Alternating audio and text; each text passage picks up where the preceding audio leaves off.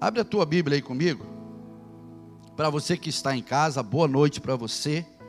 Você que está ligadinho aí conosco. Amém? Aleluia. Daniel capítulo 1, versículo 3. Daniel capítulo 1, versículo 3. A palavra de Deus, ela nos diz assim. Amém? Podemos ler? Então a minha versão aqui é a NVI, tá? Então o rei ordenou que as penas, o chefe dos oficiais da sua corte, trouxessem alguns dos israelitas da família real e da nobreza. Só até aí. A palavra de Deus aqui nos ensina e nos leva a entender que homens jovens, eles foram separados, e essa separação foi feita através, primeiro, de ser israelita, e segundo, de pertencer a uma família nobre. Os dois requisitos principais que o rei estabeleceu para que no povo fosse escolhido jovens assim. Aí entra mais esmiuçado, que fosse perfeitos, da nobreza, que conhecesse, né, os ensinamentos. Então houve depois, mas o que Deus colocou no meu coração foi para falar desses dois requisitos: de ser israelita e de pertencer a uma família nobre. Essas duas características principais, vou falar da segunda, né, que pertencesse a uma família nobre. Eu e você, cada um de nós aqui pertencemos a uma família, né, que tem um sobrenome. A minha família, o sobrenome dela é Nascimento, veio dos meus avós paternos. Não sei de qual família você veio, Silva, Souza, e aí vai, né? Você adquiriu esse nome vindo dos seus pais, amém ou não? Amém? Nós adquirimos, esse sobrenome já foi para os meus filhos, Nascimento, e eu creio que irão para os meus netos. Então a família, ela vai crescendo. E aqui nos ensina que eles deveriam pertencer a uma família nobre naquela época. Hoje, não temos mais esse negócio de família nobre, na atualidade, olhando no modo geral.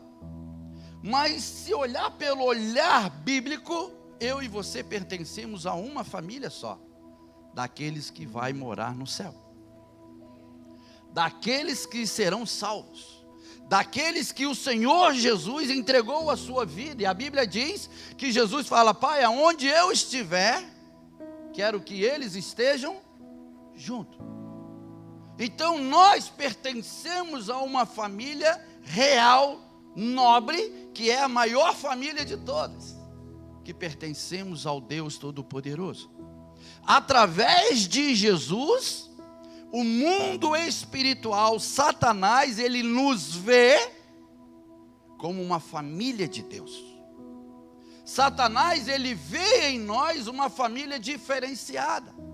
E essa família diferenciada faz com que o diabo venha ter raiva e ódio de nós. Sabia disso? O desejo de Satanás é fazer eu e você pararmos a fé. O desejo de Satanás é fazer eu e você pararmos de orar, pararmos de buscar, pararmos de ler a palavra, pararmos de evangelizar, pararmos de pregar, pararmos de conseguir conquistar almas para o reino de Deus. Porque ele sabe que eu e você somos um potencial muito grande nas mãos de Deus, porque a palavra de Deus também diz que eu e você fomos lavados e remidos pelo sangue do Cordeiro, e sobre nós está a autoridade para desfazer as obras do diabo. Então por isso que o diabo, ele quer nos parar, e de todos os jeitos, se nós pegarmos desde o início, Gênesis capítulo 1, desde a fundação, capítulo 2, capítulo 3, que foi feito ali, né, o homem, a imagem e semelhança de Deus. Então o diabo vem trabalhando de lá até hoje, e não vai parar até Jesus voltar a buscar a tua igreja. Não vai parar. Fala para o seu irmão: meu irmão, você tem passado momentos difíceis? Bem-vindo ao time, porque eu e você somos alvos do diabo. Mas, fala para ele, mas não devemos nos preocuparmos, porque o maior é o que está conosco. Amém? Maior é o que está conosco, mas o diabo quer nos parar.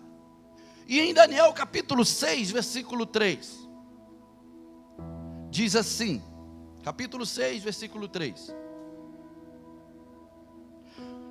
Ora, Daniel se destacou tanto entre os supervisores e sátrapas. Supervisor e sátrapas, nos dias de hoje, para que a gente entenda, supervisor é prefeito e sátrapas vereadores. Por suas grandes qualidades, que o rei planejava colocá-lo à frente do governo de todo o império. Versículo 4. Diante disso, os supervisores e sátrapas procuraram motivos para acusar Daniel em sua administração governamental, mas não conseguiram, não puderam achar falta alguma nele, pois ele era fiel. Repita comigo: Daniel era fiel. Não era desonesto nem negligente. Versículo 5. Finalmente esses homens disseram: jamais encontraremos algum motivo para acusar esse Daniel, a menos que seja algo relacionado com a lei do seu, com Deus, com a lei do Deus dele. Então, olha para mim, por favor. Então Daniel foi escolhido lá atrás como israelita e de uma família nobre. Devia vir de uma descendência assim. E aí a gente ainda vai para mais longe ainda. Se ele tinha uma família nobre, naquela época, né, os filhos, eles eram ensinados muito a lei de Moisés, a lei do Velho Testamento. Então eles caminhavam muito nisso. E eu creio, aqui Paulo falando, Paulo Nascimento, que Daniel foi ensinado que existia e existe um Deus todo-poderoso, um Deus que abriu o mar, um Deus que derramou um dilúvio, um Deus que fez fogo do céu descer. Amém? Eu acredito que Daniel, ele foi ensinado no que Deus fez ao seu povo. Maná veio do céu, coluna de fogo, coluna de fumaça, tudo isso para proteger. Então Daniel, ele cresceu nisso. E quando ele foi escolhido para estar junto do rei, entrou no palácio, eu acredito que ele já entrou com a sua fé formada. Eu acredito que ele entrou naquele momento de que eu sei quem é o meu Deus. E naquela época, né, quando ele foi separado, ele, Sadraque, Mesaque, Abidnego e outros jovens foram separados para estar diante do rei. Só que esses 4 se destacaram e Daniel se destacou também de uma outra maneira.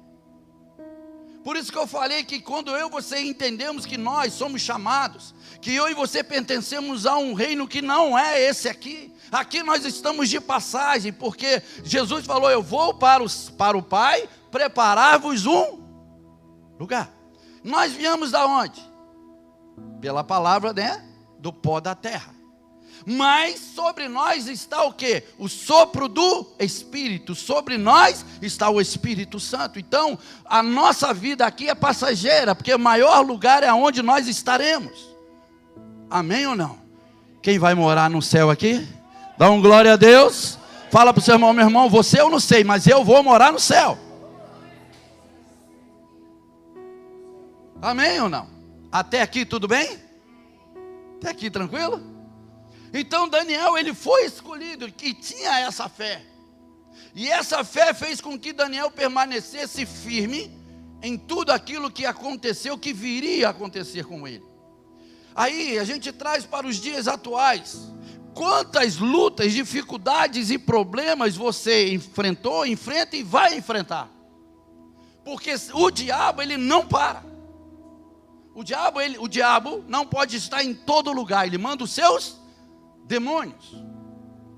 Dá ordem aos seus demônios. E esses demônios, eles trazem relatos daquilo que eles têm de conquista ou de derrota. Eles trazem um relato para o diabo. Quando ele te enfrenta, como a Bíblia diz, no livro de Mateus, que basta cada dia o seu mal. Significa que eu e você, todos os dias, temos o mal para vencer. Se você enfrentou uma dificuldade hoje, e foi vencedor, você se calejou, você teve uma experiência para amanhã vencer de novo. Amém ou não? Amanhã você vai vencer de novo, porque o diabo vai se levantar de outra maneira. Aí nós entendemos o porquê que esses sátrapas, esses supervisores fizeram de tudo para pegar Daniel. Porque eles não ficaram satisfeitos com a vida de Daniel. Quantas pessoas hoje não estão satisfeitas com o seu sucesso? Pastor, mas se o senhor olhar para mim, eu não tenho nada.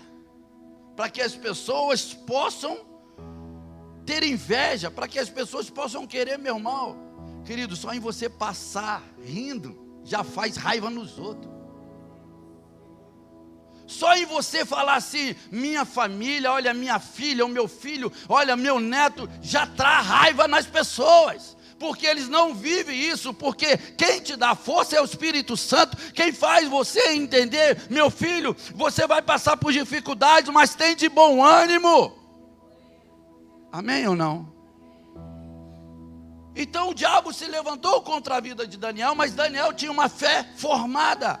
E eu e você precisamos manter essa fé formada. Eu e você não podemos deixar o diabo nos tocar e nos tirar da presença, nos tirar da comunhão, nos tirar da igreja. Porque é o alvo que o diabo quer. Porque quando a pessoa ela sai da igreja, quando a pessoa ela se desvia, quando a pessoa sai da presença do Senhor, ela se transforma num graveto só. E um graveto com fogo, ou ele apaga ou ele se consome rápido. Mas quando você, o irmão que está do teu lado, o irmão que está atrás, o irmão que está na frente, começa a orar, o graveto se transforma numa fogueira grande. E aí não tem como o diabo soprar e não vai apagar, pelo contrário, vai incendiar mais. Amém? Campanha de Daniel é algo que eu e você possamos entender. Não, peraí, eu fui escolhido por Deus, mas eu não posso parar, eu não posso desistir. A Bíblia diz que 1000 cairão ao teu lado, 10.000 à tua direita, mas nós não seremos atingidos. Mas muitos se deixam ser atingidos pelo diabo, porque o diabo ele vai preparando as suas coisas para nos atingir. Não é de uma hora para outra. Às vezes sim. Quando pega aquelas pessoas sangue puro, né? Um pisãozinho no calo já é motivo de desmontar todo o castelo. Mas tem gente que não é assim. O diabo então ele sabe com quem mexer, ele sabe com quem futucar, ele sabe com quem, está aí colocando os seus pauzinhos. E a Bíblia diz aqui que Daniel ele foi escolhido. Só que esses homens falaram, olha, mas como que a gente vai pegar Daniel? Não tem como. E aí tentaram de um jeito, ficaram observando Daniel para ver alguma situação que pudesse ser pego. Talvez você hoje não passou uma dificuldade grande, mas o diabo passou nos observando nesse dia. O diabo observou cada um de nós essa noite, nesse dia todo. Talvez amanhã já uma retaliação ou não. Pode vir já na sexta, pode vir no sábado, eu não sei, mas estamos sendo observados. Igual aquela plaquinha quando você entra em estabelecimento. Sorria, você está sendo? O diabo faz isso. O diabo olha para nós e maquina situações para fazer eu e você murmurarmos, para fazer eu e você desistirmos, para fazer eu e você não acreditarmos que vai mudar. E aí esses homens falam: olha, nós temos que arrumar um motivo para pegar Daniel. Temos que arrumar um motivo para fazer ele sair do projeto que o rei quer parar com ele. Olha só, o rei tinha um projeto com Daniel, só que esses homens não queriam que o projeto do rei viesse a acontecer com Daniel. O diabo tem projeto contra a nossa vida, para não deixar o projeto de Deus acontecer em mim e em você. Amém ou não? Amém, queridos? Então o diabo sabe que existe um projeto, existe uma direção de Deus para nós. Pastor, mas o diabo não consegue ler a mente nossa nem de Deus. Não, mas quando eu e você começamos a caminhar no caminho que Deus colocou, começamos a caminhar no projeto que Deus trilhou, ele já sabe que ele levanta as antenas dele e fala: peraí, esse aí vai acontecer, eu sei aonde ele pode chegar. Amém ou não? Fala para o seu irmão: meu irmão, o diabo sabe onde você pode chegar, porque você está no caminho certo. Não se desvie dele, nem para a direita nem para a esquerda. Olhe para o Senhor, o consumador da tua fé, o consumador da tua vida, aquele que vai derramar unção, poder e graça sobre a sua vida, aquele que vai derramar fogo sobre você. Amém ou não? Não sei você, gente, mas eu estou morrendo de calor aqui em cima. Só não peço para ligar o ar, que eu estou vendo que tem muita gente encolhida aí. Sério mesmo, ó, tá pegando fogo aqui em cima.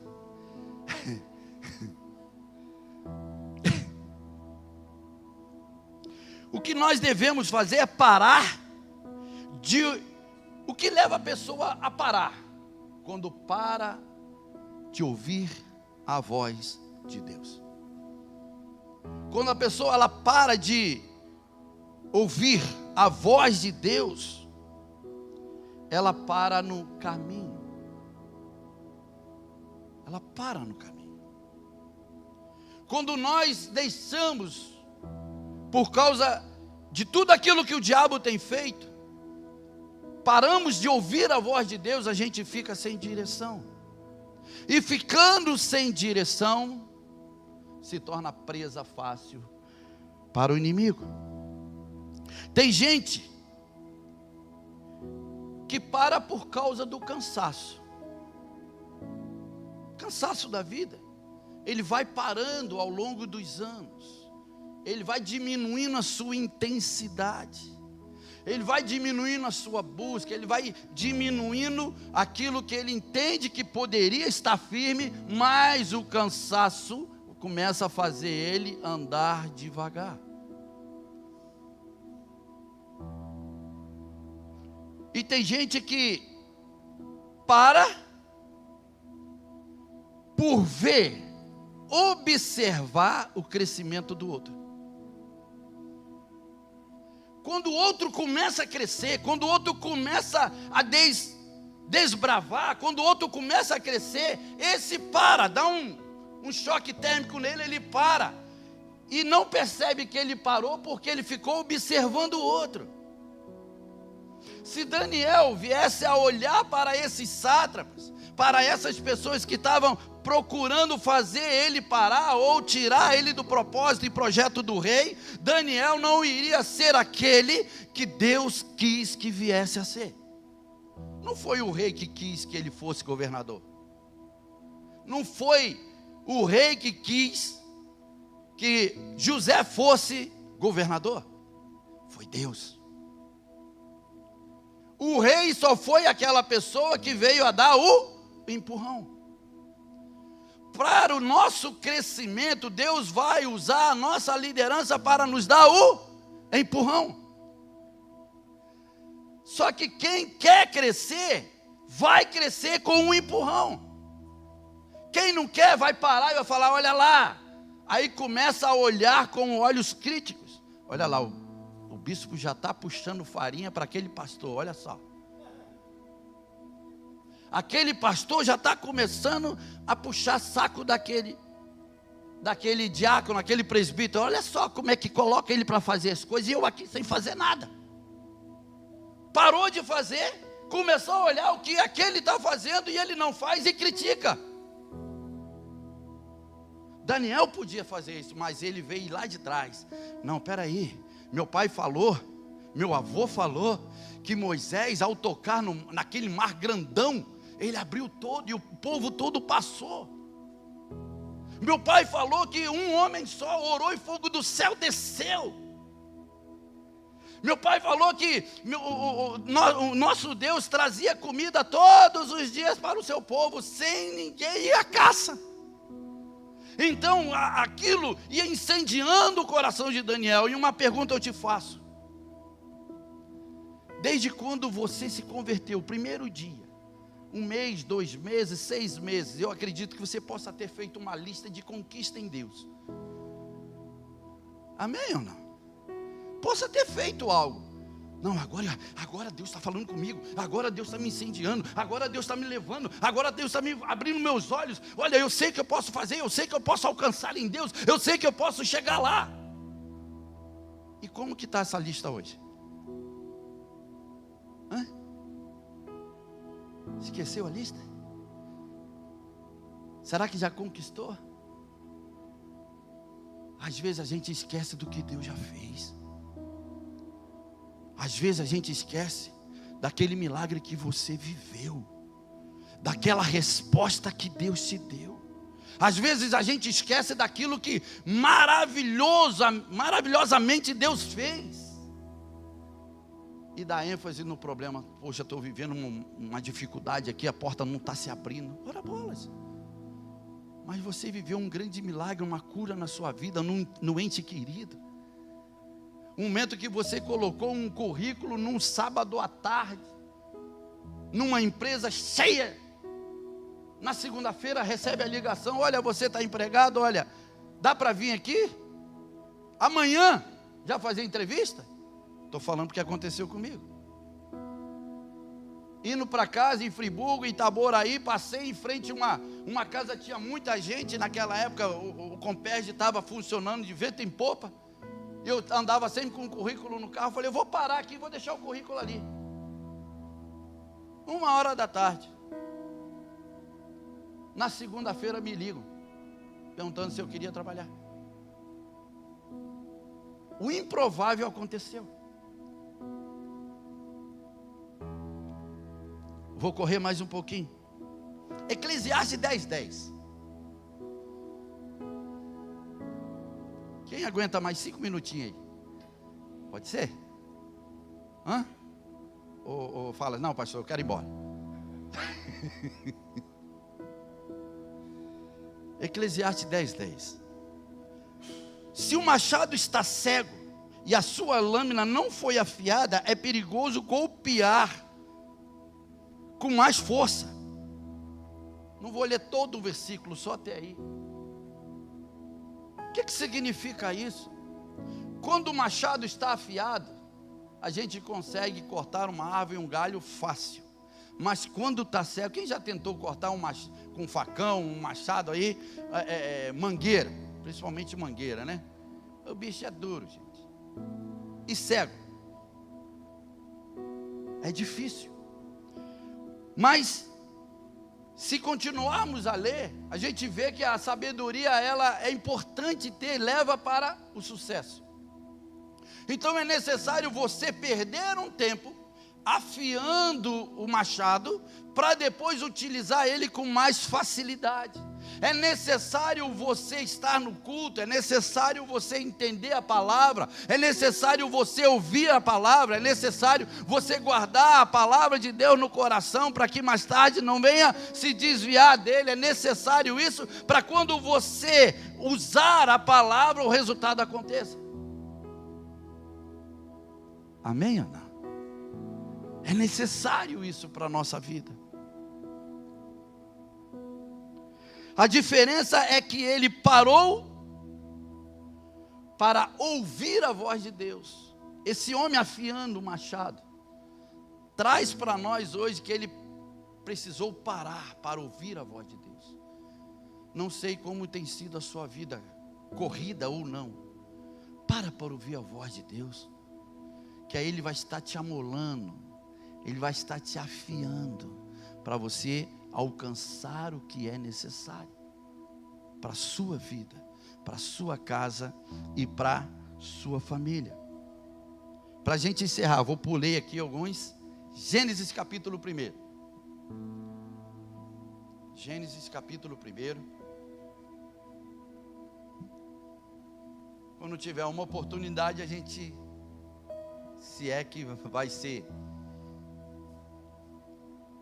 vai dar, né, para gente dar continuidade. Então, Gênesis capítulo 1, versículo 3.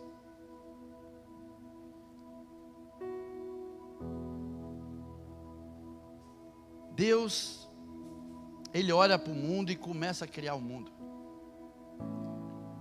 E aí, nesse versículo 3, diz assim: disse Deus, haja luz. Disse Deus, haja o milagre do meu filho. Disse Deus, haja a porta aberta para o meu filho. Disse Deus, haja a resposta para a minha filha.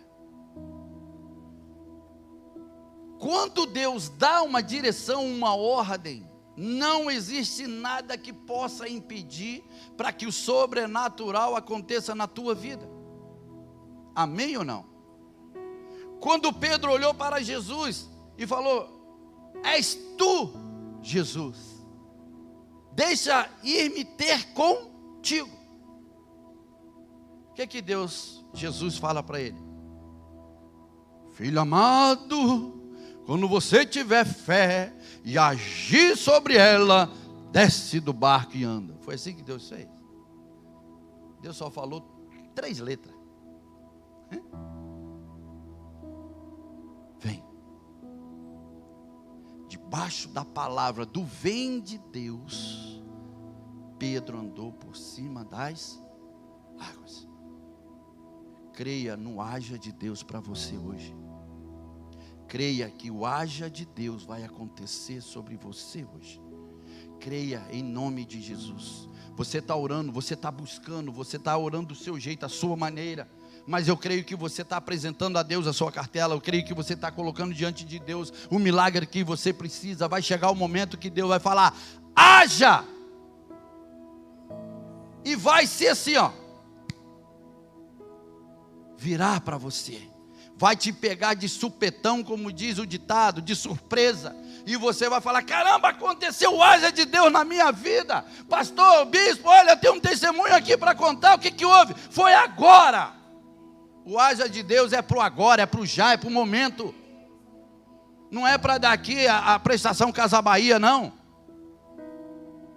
Consórcio não é o haja, é agora, é o já, é no momento. É o que vai acontecer na sua vida. Amém ou não? Quem crê nisso, vamos pôr de pé.